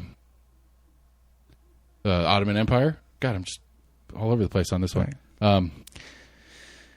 But again, there's no overarching fairness where when the Ottomans took over Greece, that it was somehow I guess it had been the Gauls back then, had some responsibility to come in there, and the Franks pre all that shit. The Celtics. It had been Celt. Yeah, you're right. It had been Celtic times. In Greece? No, that's my point. Is that the Gauls or Celts or Franks that I'm joking about were what is now France. Right. Because it's not fair that the Ottoman Empire invaded Greece. Is it the Franks' responsibility to go install fairness onto the field over here? Was it their moral duty? That's my problem with this. It's not that that I agree that it should be done and it should be looked the other way all the time on it, but at some point, at the end of the day, it's always been about your own interest as a nation state and why it's important to you. And that's what I can't get my head around about the Ukraine one. Why are you trying to bring this back to Ukraine? I don't know. I'm just trying to say like that arbitrary line about the arbitrary ownership rules of shit from 200 years ago seems kind of fucking crazy to me. But it's not an arbitrary line. If you really want to dig into the fucking Ukraine shit, like that's stuff that was decided like 10 or 15 fucking years ago. Okay. And 200 years ago. So now it's okay that we draw the lines. 200 years ago when the British we only redrew those lines 15 years ago. I mean, we can totally redraw them again because, shit just... The lines have moved so much over the past, 2,000 years. So, okay. I mean, what's moving the lines I'm trying to do one more time? I'm trying to do it doesn't matter, does it? I'm trying to do it as a comparison to our ownership of the provenance of other people's doing shit. A shit job. I have no idea how you're equating the two together. Okay, I'm failing. There's a great meme on this one. It's like my ideas, and it's like a two-lane highway. The way I express my ideas, and it's one of those crazy-ass interchanges. It's all twisty. Yeah. That's me. Gotcha. I saw that, and I was like, that's me. I'm not seeing it. Okay, well, I apologize. I failed to articulate what my brain thinks makes total sense in any good way, shape, or form. Gotcha. Or speak English, apparently. Or speak English. Or speak the language of which I've been raised speaking. Right, state schools, strike again. Touche. This is your fault. Next week, 10 days from now, what happens? The special session will be called. Did see that? Where was that? I got the proclamation in the email. Saw that Zachary's put forth two bills already. What are they? Talk to me. Oh, shoot. I can't remember specifics. They seem kind of like middle of the road, kind of like half-ass shit. I think one had to do with... I want to say it was two proposals. I think one had to do with...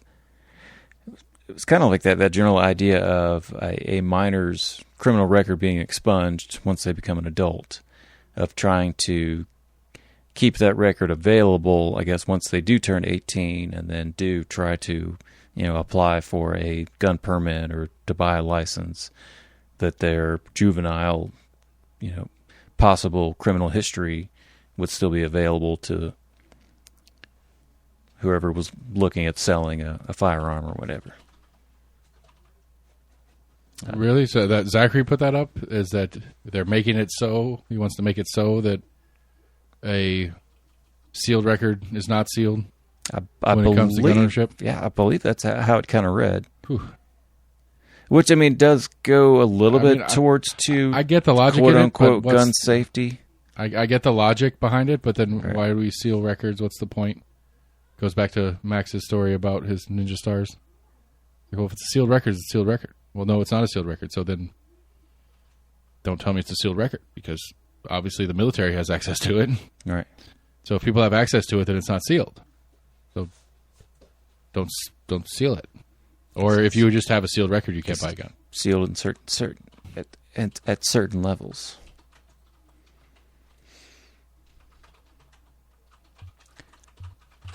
All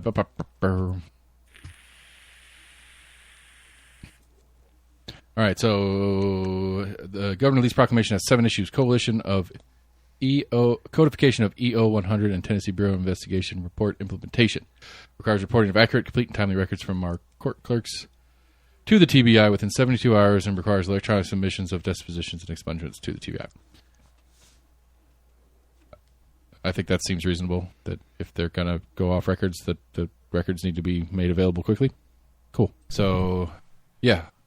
Records, good. Go. Number 2, Tennessee or TennCare mental health coverage waiver. Directs TennCare to seek a waiver from the federal government to allow federal matching funds for Medicaid to cover services of mental illness and substance use disorders at institutions of mental diseases. Cool. New, more federal money coming into Tennessee. I wonder how Sexton will take that. Number 3, addressing mental health workforce challenges. Budget initiatives that prioritize opportunities to grow and retain mental health professionals in the state. So, new ways to try to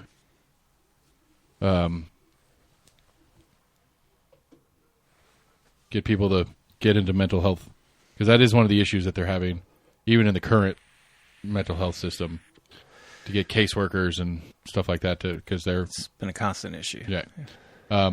Number 4, reforms for mental health. Expand access to mental health treatment by eliminating certain collaborative practice requirements for advanced registered practicing nurses with psychiatric training. Don't really know what that means other than makes it easier to be a psych nurse.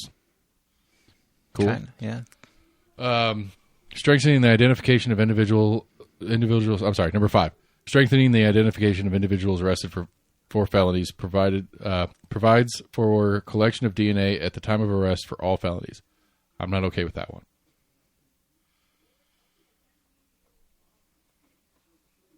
Do you want to guess why I'm not okay? You want to talk about it? Here's what move on. Why are you not okay with it? I'm not okay with that one because if you're arrested for a felony, it does not mean you are guilty of a felony. At the time of arrest, it gives law enforcement arrest for a felony. Okay, yeah. It gives law enforcement the right to collect your DNA and file it at the time of your arrest. Now, maybe somewhere deeper in the language, when he writes up the full version of it, that file needs to be destroyed upon a not guilty or the case gets dropped or something like that. But that seems problematic to me. All right. See, if there was an addition to, they were a suspect. I mean, they could in a separate crime.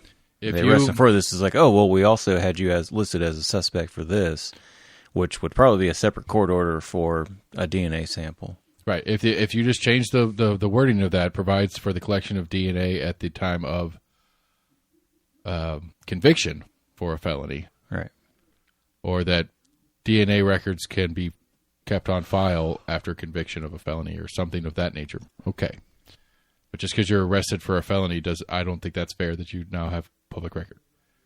Like, so if I got, I don't know. Again, when you get arrested, you get fingerprinted. It's good. It's an interesting little nuance. As I don't really like. It seems problematic to me. So somebody murders my neighbor, and for some reason I become a suspect, and they arrest me and take me downtown and fingerprint me and go through the whole process, pull DNA because they now can.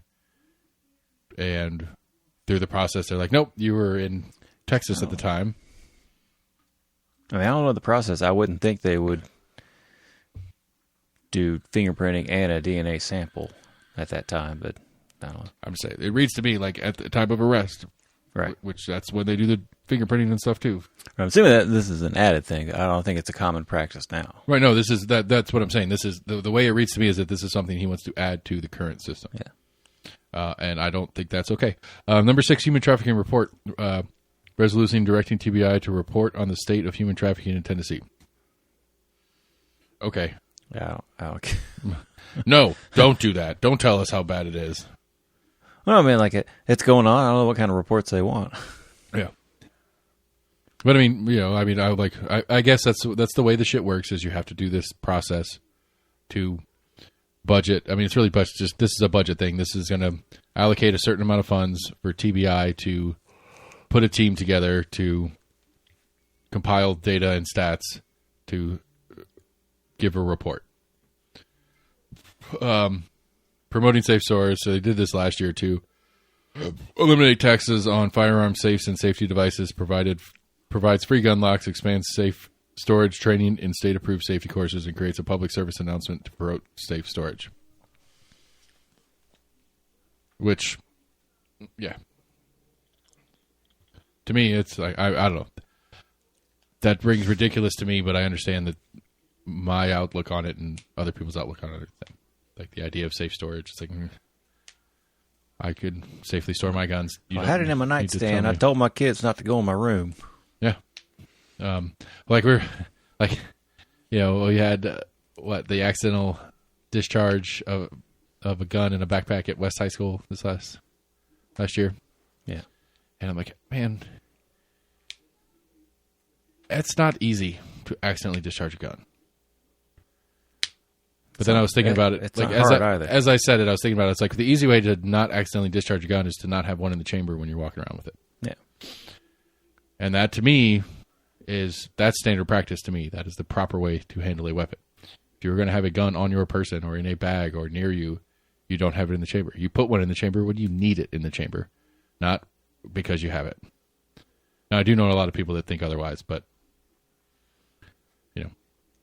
that to me, I don't, that just doesn't sound right to me to carry in the chamber. That's just, I bet cops do it. I bet you most cops carry in the chamber. Think so? I don't know. Yep. But that is the decree. I'm sorry, let me correct terms. That is the proclamation. Ooh, my Packers are playing preseason right now. Damn. Not watching that. They're in Cincinnati. That's the only thing that sucks. If I would have done some thought process and planning, I would have maybe made that trip. Seriously? Yeah. Cincinnati's not that far. No. They won't come to Nashville until like 27, 28. I think they might be in Atlanta this year. I know they play the AFC South or NFC South this year, but I think Atlanta's in Green Bay. So the closest they get to me is maybe Charlotte. They might play Carolina. They either play Carolina or Atlanta. So I may make a trip. It may happen. I got it, man. I haven't seen my Packers in 20, 30... We'll just say 30 years. I'm not sure what the math is. A bunch.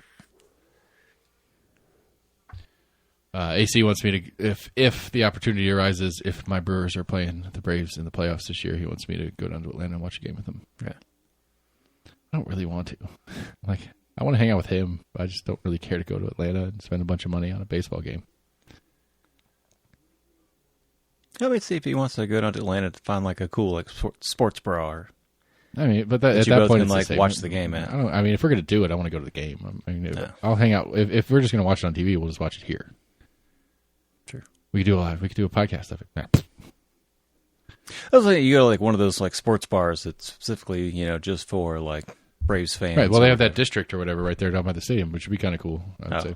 Don't know about that. We were talking about what was it? Yeah, that was the reference that UT's using for their entertainment, whatever that they're going to expand next to the stadium.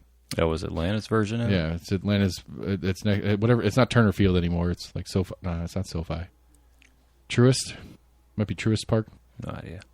Whatever it And is. then football stadium's the Mercedes-Benz. Yeah, no, it's the baseball. It's where the Braves play. Right. And so, like, it's like next to the interstate, giant parking lot, that whole thing, like a normal, whatever. But, like, there's this, like, the main entrance, like the behind home plate main entrance to the stadium or whatever, comes out to, like, a main street. And, like, everything on that main street is, like, part of the stadium process. Like, it was all built as, like, one big thing. God. World Cup's coming here, right? It's North America? Yep. So we're not getting anywhere near here. What, Dallas will be as close as we get? I think Atlanta may be one. All right. I might try to make that trip. Actually, I'd be surprised if Atlanta wasn't, just because they have that new Mercedes-Benz stadium. It's not that new. It's like 4 years old, man. Compared to what? Oh, LA's got their SoFi Stadium, which is newer than that. Vegas has the Roomba. I don't remember who the sponsor is, but it looks like a giant Roomba. Yeah, usually when they pick sites, it's picked 5 or 6 years out anyway. Yeah, but sometimes they do that knowing that something's getting built too. True. I think Atlanta is one of the spots. I wouldn't mind. I want to say Atlanta. That one might be Atlanta, more fun just to Miami hang out. is like one of the only southeast. That'd be one of the ones that might just be fun to hang out around, not necessarily at the game. Depends who's playing, kind of whatever. But I would go down. To Atlanta and hang out around. Because I don't think Nashville's one. No. Now, had Nashville approved their stadium process earlier, maybe. But the new stadium for the Titans wasn't on the docket at all when that conversation was going on. It'd have been cool. I mean, hell, by the time the World Cup gets here, Nashville might be like a top... I wonder where Nashville sits in the population. Is Memphis still bigger? I think so. Because Nashville, like Greater Nashville, not Nashville proper, but Greater Nashville's getting up there. Yeah. I saw one of those infographics. That's probably my favorite stupid thing on Facebook that I've watched for too long. They're like, it's just a bar graph, and they do different stuff on it. Like they do like most recognized brands. Most recent one I watched was the most populous cities in the world, and it like starts in like 1980, and it runs. And the graph moves as time passes, so you watch these cities move up and down on this thing. It's kind of neat. I didn't realize Tokyo was that big. Oh yeah, I knew it was big, but like 40+ million. It's one of those weird things where you talk about like the metropolitan area. Yeah, but like or I don't know if that's considered like just their Tokyo city limits. Yeah, I don't know. Yeah, that's a good question. Or if that's the 20 other cities that are just right there next to it. Because New York's down, but New York's what, like 6 million? No idea. I don't know anymore either. Let's look it up, people. Then again, I don't think New York considers New York 8.8. I mean, I don't think they consider like Queens, which I don't know if that's part of New York or if that's its own like little city. The boroughs count. The 5 boroughs count. Really? But like Staten Island, I don't know if that counts. Like Newark, New Jersey, Definitely shouldn't. It's literally a different state. You can't count it as part of New York. I don't know though, but I mean, like the whole the totality of the existence is one thing. You know, I mean, it doesn't matter if there's a border in between. It's like Bristol. Is Bristol one city? Like, does like the city of Bristol have 2 city governments? Well, I mean, our Knoxville, population, is it just city of Knoxville that's posted as a city of as population for the city of Knoxville? That's a good question. And I would assume that the general stats would be population inside those quote unquote city limits. Yeah, this is the I don't know what U.S. Census. Also, yeah, Nashville is bigger by like 50 million. Oh, 50,000, sorry. Who? What? Right there, population elsewhere. Just to the right and below. There's Nashville, 692, and then 628. Memphis. Nice. Knox County. Look at the graph. That's crazy. Look at Memphis. Yeah, doesn't give you a perspective. But yeah, Knoxville's got this nice Knox County. Still think Metro. I'm back on my Metro kick. Yeah. I think it's the right answer, man. I do. I think we're wasting money. I think we're wasting. It's just a waste. Like, I think the way we're doing this is a waste. It's a waste of money. It's a waste of time. It's a waste of energy. It's a waste of all sorts of stuff. To what end? I mean, in the political divide that there is now, I don't see much reconciliation between the city and county. I understand that. I don't disagree with you on that, and I also don't care. I understand you don't care, but I mean, as far as trying to make both of those sides reconcile and try to become one entity, and then one goal. We don't have to. They don't have to reconcile. We can do this without them. Now, I think it's the right thing to do. I think I'm right. Am I going to put forth the effort to spearhead a campaign to make it happen? No. No, I'm not. I got other shit going on that's more important to me. But I think it's the right thing to do.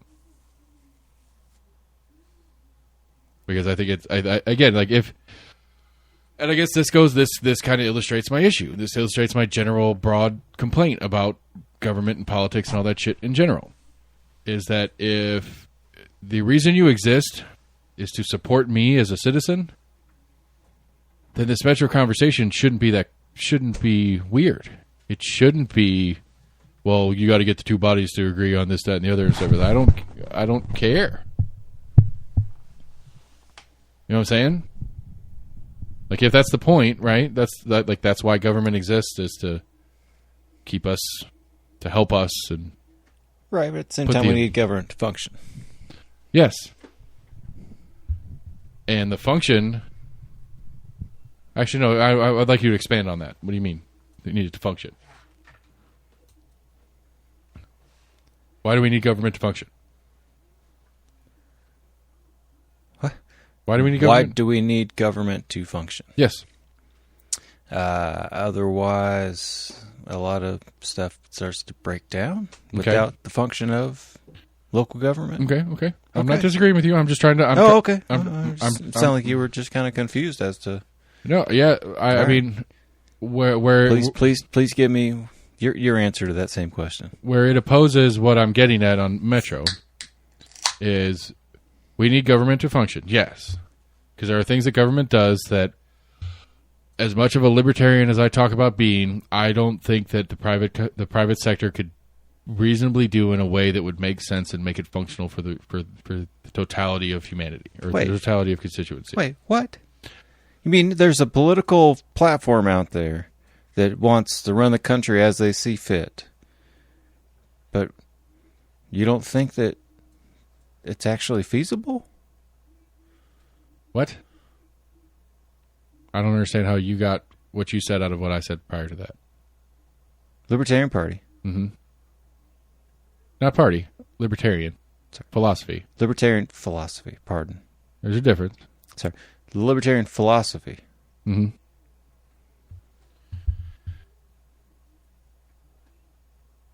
Is not perfect. Gotcha. In my opinion. Let me clarify that. I don't think that we could do roads privately in a manner that would function. I just don't think it would be okay. I don't think it would work out well. You know, why? Why is that? Because what fault do you see in it? Because like we had talked about and kind of joking about the if a handful of different people own different sectors of a certain location, or if I wanted to leave Knoxville and go into Nashville, the means to keep up with the payment systems and all that kind of different stuff to be able to use the private roads constantly over and over and over again would just be a very cumbersome and ridiculous. Although to do like toll roads or something. I mean, it depends. I don't know if it's privately owned. It's the way the way the owner wants to treat the roads. I mean, that would be the core, hardcore ANCAP libertarian way to look at it. Yes. How do roads become privately owned? Well, the government can't own anything. There is no. I mean, if the government doesn't own anything, then who owns? It's just land and things on land. I don't own my house because I'll always be renting it from the state. But I'm sorry, I'll always be renting it from the county. I don't rent it from the state. But, if private property exists, then the same way private property is treated, that the owner of the private property can do with it as they wish. And if they wish to put a road on that so that other people can use it, they can charge people to use it however much they want to. So there is no more federal lands. What do we got? What are we doing right now? No, I'm just I'm acknowledging curious. I'm acknowledging a hole in the ANCAP version of libertarian super philosophy bullshit to go down the rabbit hole of why. I'm just trying to figure out the logistics of this, I guess, even like supposed libertarian mindset. You're asking me to steel man an argument that I don't agree with, is what you're asking me. Like I don't steel man? Yes. I've heard of straw man. You're asking me to do the defensive version of an argument that I don't want to be in. I don't want to do the argument of why we should privatize everything. That's where I started this conversation, is that I acknowledge that a social agreement would be a better way to do certain things, roads being one of them. I agree with that because I'm not an ANCAP libertarian. I'm a minarchist, which everybody tells me is the dumbest thing to be, but whatever. Don't listen to him. I mean, it's just, I don't know, it doesn't fucking matter. No, I was just trying to figure out the logistics because You said the government needs to exist. You said, what did you say? The government needs to work. Government needs to function. And I said, why? Because you said, because certain things will break down. Right? And I would agree with you. If government doesn't function, then roads break down, which we're in Knox County, so roads break down anyway. But if government's functioning decently, for the most part, roads don't break down. We have a way to get from A to B in a reasonable fashion that we can reasonably rely on so that we can get to work, we can get to our schools, we can get to this, that, we can do all these different things. I agree. I think that's a thing. Do we need the city of Knoxville and Knox County government to manage those separately with the state of Tennessee getting involved too? And the federal government, for that matter, for the interstates? Do we need all 3, 4 of those things interacting together to try to get shit done? I don't think so. I think we could at least take one out of the mix and get rid of one, county, city, whichever way you want to break it down. Metro to me will take city and county and create a new. It won't subtract one. Does that make sense? I mean, you're subtracting one from the total government bodies. You're such a combining the two of them. And that's where I was trying to say that I don't see like those two sides. I agree with you on the politics, yes. Trying to meld in together into one entity. I agree with you on the politics because in the immortal words of I don't know how many fucking different people I've interviewed on the show, whichever side of politics they are on, they're down with Metro if the mayor that currently exists is the one that's on their side of politics too. If I had a Republican in here and I pitched the idea, yeah, if Mayor Jacobs was the mayor of Metro Knoxville, that'd be great. But this Kincannon one, no thank you. Right. Or the inverse, match years. Yeah, if the city of Knoxville government was the government for the new Metro, I think that'd be awesome. But this Mayor Jacobs office, I wouldn't be okay with them running this thing. Right. Which to me says they agree that Metro is the right way to do it. They just don't like the politics of it, which is what you're telling me right now too. Which I'm not disagreeing with you that the politics of it are going to make it hard to make happen. Which my initial point was, I don't care. We don't need the politics to make it happen. Whether they want to or not, we can make it happen anyway. And then I said, am I going to spearhead it? No, I got better shit to do. How are we going to make it happen? We can make it happen. We could do a ballot initiative and force the issue. By going out and starting a campaign and advertising and talking to people and doing all the different shit we have to do and getting however many gajillion signatures we would need to force a ballot initiative without council or commission's approval. Just running down the rabbit hole. Start with city or county. Okay. Just for structural functions. I didn't know I don't know where a referendum like that would even... Just for city, one, the city doesn't exist without the county and the state's approval. Right? And so, all right, so step one would be a city of Knoxville, city residents only, ballot initiative. So it's like 15% of the population would have to sign the petition. So it doesn't matter what city government does. If 15% signs it and we submit that to the election commission, it has to become a ballot initiative. And then if we can get 51% to force the issue, but that one will be dissolve the city of Knoxville government. We're going to remove the city of Knoxville government from existence because we'd have to do it in a mayoral year on a mayoral ballot in a city race. So it would have to be, not this year, obviously, because it's happening, but it would be 4 years from now. So the 2027 ballot, we could go through the process and force it to say, City of Knoxville residents, would you like to dissolve the city of Knoxville from existence and become one governing body under Knox County rule? And you say yes. And then we go and draw up how we want the new county commission and county government, combined government, to work. And we submit that in the following year, which would be a mayoral year for the county. Who's the we in this? It would be whomever that we put together to run this campaign to do this thing. And it could be, I don't know, that could be the hard way to do it. A PAC or? Oh. I don't know what kind of entity. It'd be a citizens activist group where we are doing our damned best to actually let democracy work, where we as the constituents voting make this thing happen. I mean, hell, on a ballot year for the mayor's or for the city mayor race, it wouldn't be hard to get but again, this goes into the problem. You would need more signatures on a petition to add this as a ballot item than you would be people that probably would vote in that election period. So we're talking 27,000 of 160 would be a huge number for this race we're looking at right now. We would need 15% of 160. That'd be 16 plus 8. That'd be 24,000. You need 24,000 signatures to make it a ballot item on an election that's only going to bring out 27,000 people maybe anyway. Right. Which is why it's impossible to do a citizen-led ballot initiative. But it can be done. And it may be possible that you just go to the county, you do it on a county thing with the state governor race on it and make it a state issue where you're forced, where you're basically the citizens of Knox County force the state to make Knoxville. I don't know. I need somebody that knows how to fucking write a law to write it up. I was just curious. But the process, and again, it'd be the same. An entity outside of the city commission and county commission would then go about. Right. The big thing is that you would write up you would write up the proposal and it would be a petition, a ballot and a ballot initiative. Okay. And it has to be something that's within the governing body of who you are balloting to. And so, if we're going to do it countywide, it's the same problem. You got 300 and some change registered voters in Knox County. You'd have to get 15%. I think is the number is 15%, which would be 45,000. We had 60,000 ish vote for the mayor last year. Vote for the mayors, plural, not the mayor that won. Combined votes was 60-some thousand. That's the hard part about doing a citizen-led ballot initiative. Ask Eric Wader about it. He tried to do his cap the tax thing. Yeah.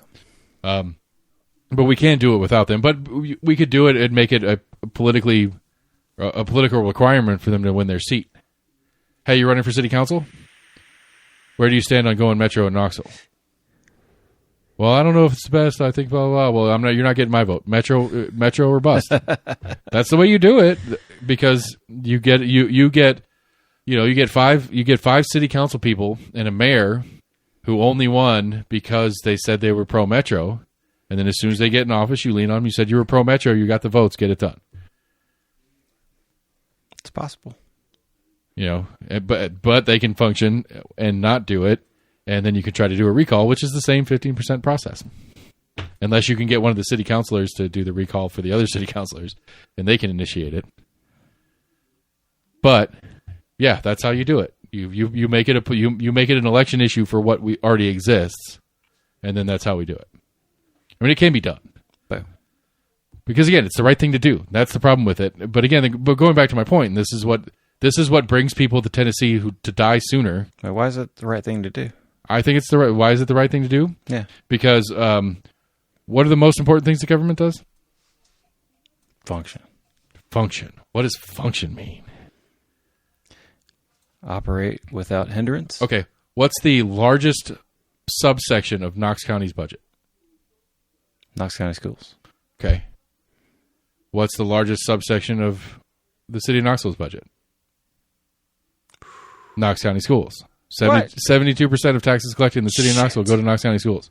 So the biggest, by far, entity of what would be the new metro is already metroed.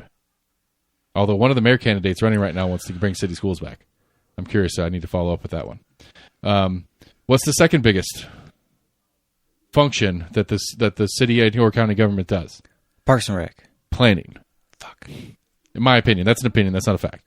But to me, it's planning, coding, all that kind of shit. We have a Knox County Metro Planning Office already. Actually, you know what? We skipped one. Probably the real number 2. What's the real number 2? The real number 2 is the court system. It's all run by county anyway. Nothing changes. The only other than Judge Rawson in the city misdemeanor court bullshit, which you could easily fold into it. The DA's office is a county office, but it runs city cases. So the DA's office is already metro. The schools are already metro. Parks and Rec, you're right. Part of it's just by default that things that happen within the city also happen within the county. Sure, so it's a way for the city not to pay the expense of having their own attorney. No, it's just how the districts are split. Okay, so that wouldn't change. So no, there's no cost increase there.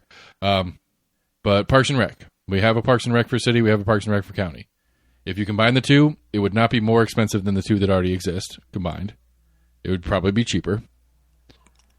Engineering would be cheaper because it's the same thing. Anyone that we have two already, it would get cheaper, I would think, because you would have less people that you need. It wouldn't be half as many employees. Why do you think it'd be less people that you need if they've been operating as needing so many people in the city and so many people? I mean, the top end, who's the highest county paid person? The tip top end is where the expense is at. And so, if you're the head of Parks and Rec for the city, and you're not going to have two heads. So even if you just knock that one person off, that's a significant sum. A $250,000 a year job, maybe 200,000, possibly, yeah. You know, not to mention the mayors themselves, which is a 200,000 a year job. Cut that in half. County commission, city council, you combine them.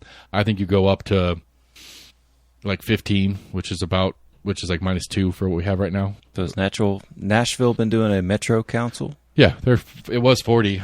State tried to make it 20, and that was a whole big mess. All right, get your phone out, bro. Nah. It's time. Shit. Do your thing. Get your shit.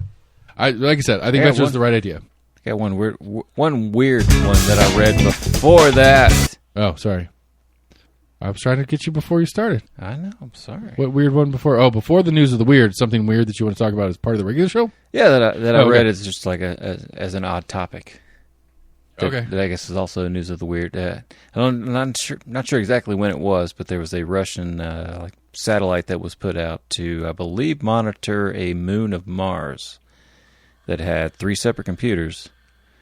2 of them failed, but the way they had set it up was any kind of decision that had to be made had to be done by 2 out of the 3. So now there's a satellite that's just stuck up there that the operating system won't let it make any decisions because there are not at least 2 operating systems to make a decision.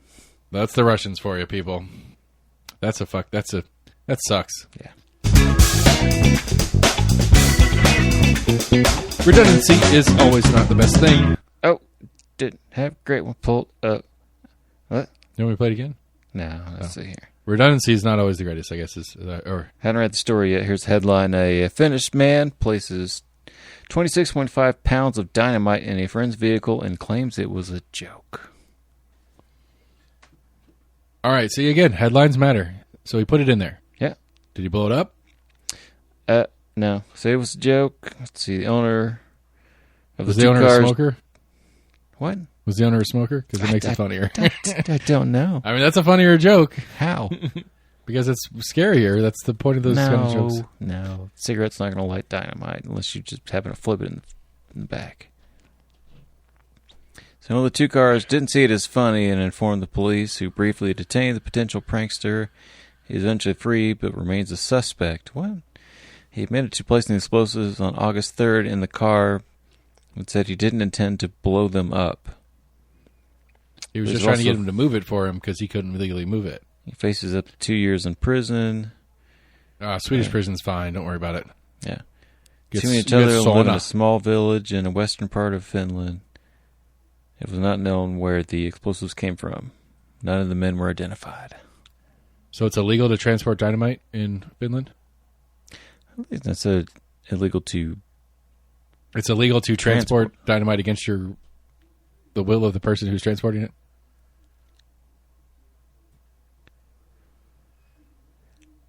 I would say it's most like in the U.S. as well, like that it's regulated as far as the transfer of explosive materials from one place to another. I'm just making fun of the premise of like, right? Well, what's the prank? The prank is we got to the cabin and instead of your luggage you had dynamite. Ha ha ha, buddy! Now let's blow some shit up. Let's throw some dynamite sticks in the fjord. Like what's that? That's the joke. I don't understand the joke. What's the prank? Holy shit! We got dynamite in the back. Yeah, definitely poor prank. Yeah.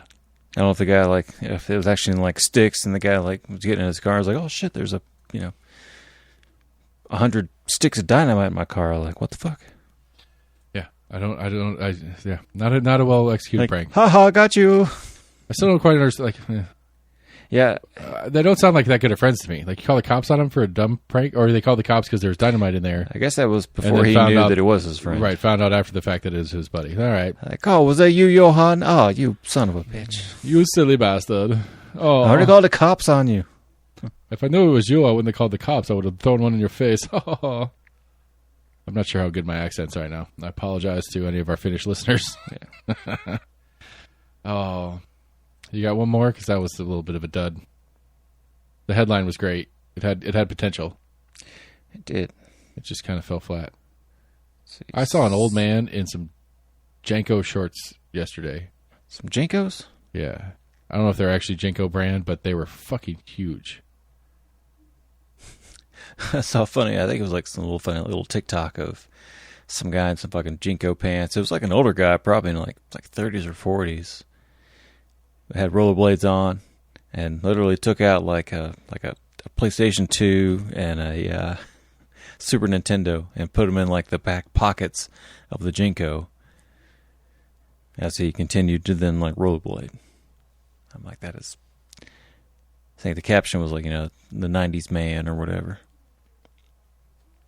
That's weird. But it makes sense. I was like, oh shit, yeah, those... I mean, I never owned one of those Jinko pants myself. I watched it. I saw a video of a guy... I could definitely foresee, a PS2 and a Super Nintendo fitting inside of those back pockets.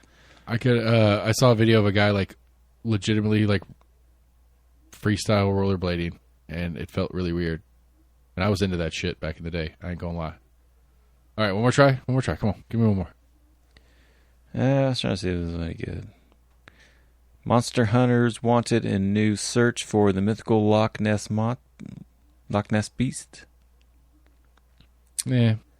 We've got fugitive mob suspect in Greece is betrayed by his passion for hometown Naples soccer champions.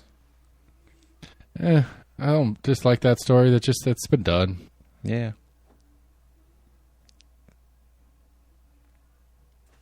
Uh-oh. He had a paper exam? Twinkle. There's a twinkle. There was no twinkle. You twinkled. Chatbot bans. Colleges seek to ChatGTP prove assignments. Okay. How does that work? Let's see here. I don't know. ChatGPT to me, for assignments, if you're a good professor, it's like the calculator to math class. Nah, not so much like calculator. It's just a tool. It can expound upon much more than just a calculator. Sure, but it's a tool that can do the minutia of the craft better than you can. But can you get the tool to do the task that you're asking it to do? To me. What's 10 times 37? 370. Yeah, but you're equating it to... Do you know how to make the tool work in the way to get the answer? Having something do math that has like rules and, I guess, logic to it versus taking a sentence and trying to expound upon it or elaborate upon it or write you an entire paper based upon one particular sentence or I get subject. It, but I think the way to depending on the course, what are you testing? Your knowledge of the material? Well, an essay is not going to prove the knowledge of the material necessarily. Should be able to. Not really. I mean, you can go out and compile things and write, and paraphrase and do all the different stuff. Like you go compile other information on the topic. Like if it's a history essay, you're compiling facts that have happened. All right. But you're compiling them into your unique version of the combination of facts that have happened. How is that? I mean, the computer does it for you, but it doesn't prove your knowledge of it. You could do all the compiling the night of the assignments due, or you could do it over time, or you could know it.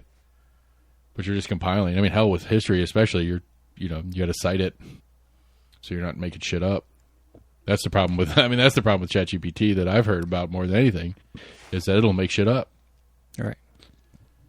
And it's like, well, that's just factually inaccurate. Napoleon never invaded Uganda. Right. But your essay says it does. I know you use the thing on this. Now that's your fault for not kind of. I mean, but again, you didn't use the tool right. That's the thing I'd say a lot of teachers and colleges are having to run into now is trying to, I guess, stop that proliferation of it. I mean, when we were in college, it was the main thing about the websites that you could pay to have a term paper written for you. Well, now we essentially have AI it's the same thing. That can write a paper for you. Right. It's just not a person. It's a computer writing it for you, but it's the same thing.